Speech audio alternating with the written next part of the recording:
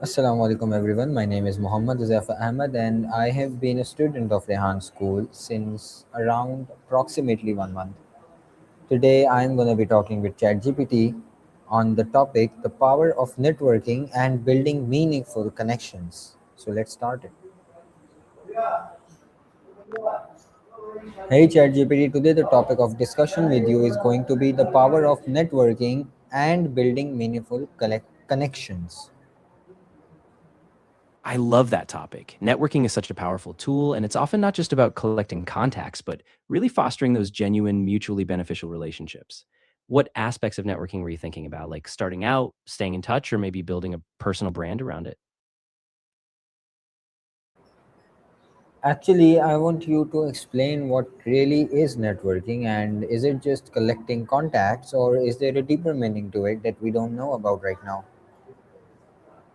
That's a great question. So, at its core, networking is about creating a web of relationships, people who know you and whom you know, so that over time you can exchange advice, opportunities, and support. It's not just about accumulating business cards or LinkedIn connections. It's really about trust, reciprocity, and being genuinely curious about others' journeys. So, when we go deeper, it's about finding common ground, being of service, and nurturing those connections over time. Now, why do so many people find networking uncomfortable or even fake? And where does that peak resistance come from? Yeah, that's really common. A lot of people see networking as forced or transactional, like you're just looking for what you can get, not what you can give. And honestly, some of that discomfort comes from fear of rejection or feeling inauthentic. Like, am I just using this person?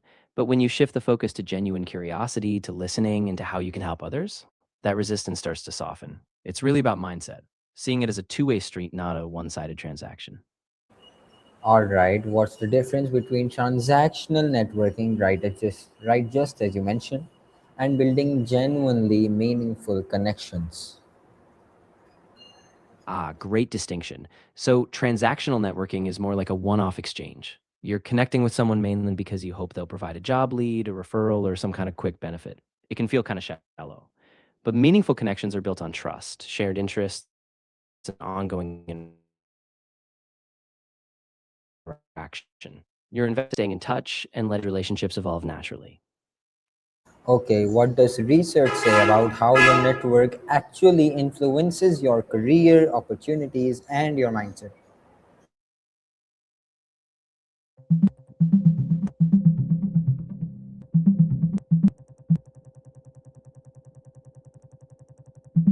Research shows that networking has a real impact on career success. Studies find that people who actively build and maintain professional relationships tend to have higher starting salaries, faster salary growth, and more promotion opportunities. The research also links a growth mindset, seeing networking as a skill you can develop, to more authentic and sustainable relationships, helping both behavior and mindset support long term career growth.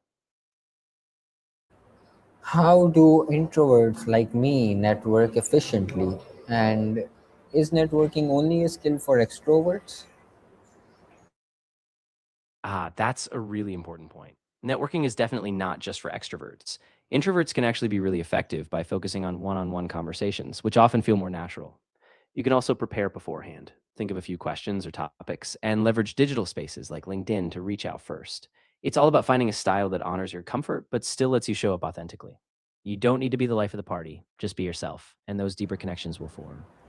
All right, now tell me what's more valuable, a large network of weak connections or a small network of deep relationships?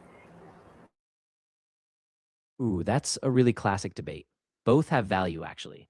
A large network of weak ties can open doors to new opportunities, diverse perspectives, and unexpected connections.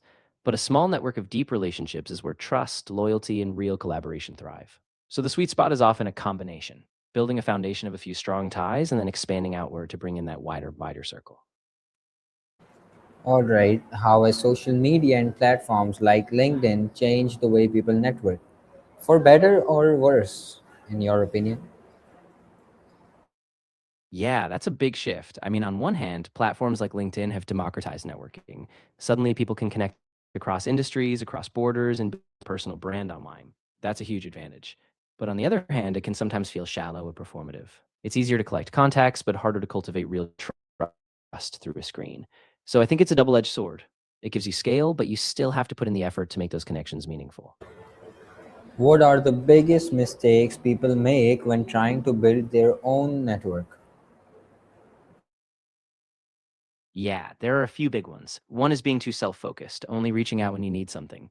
Another is being inconsistent, like starting strong but then dropping off after one meeting.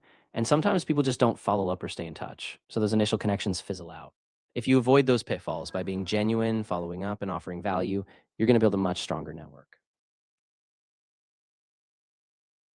Okay, now how do you add genuine value to someone else's network before asking for anything in return? Yeah, that's a really powerful approach. One way is by being a resource. If you see an article, a tool, or even a person who could help them, share it without expecting anything back. You can also ask how you can support them. Maybe they have a project or a goal you can cheer on.